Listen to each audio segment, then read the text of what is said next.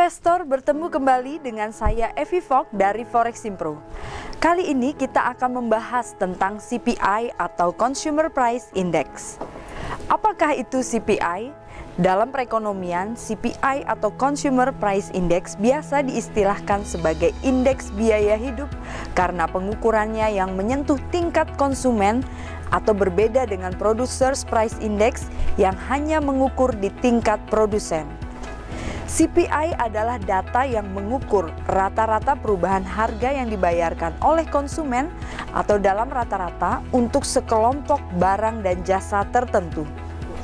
CPI merupakan indikator inflasi yang paling umum yang digunakan dan dianggap juga sebagai indikator keefektifan kebijakan pemerintah.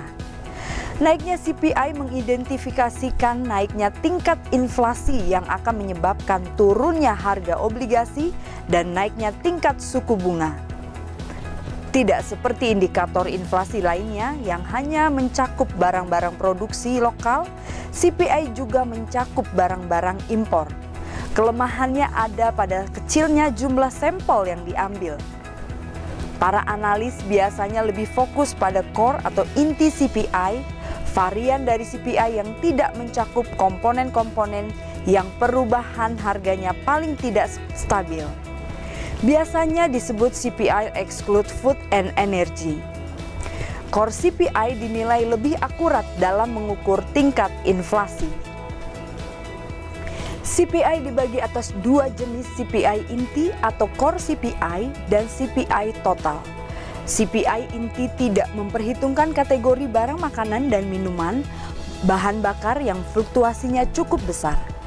Rilis data CPI dinyatakan dalam persentasi perubahan dari data sebelumnya per bulan dan total persentasi dalam setahun dibandingkan dengan data tahun lalu atau year over year.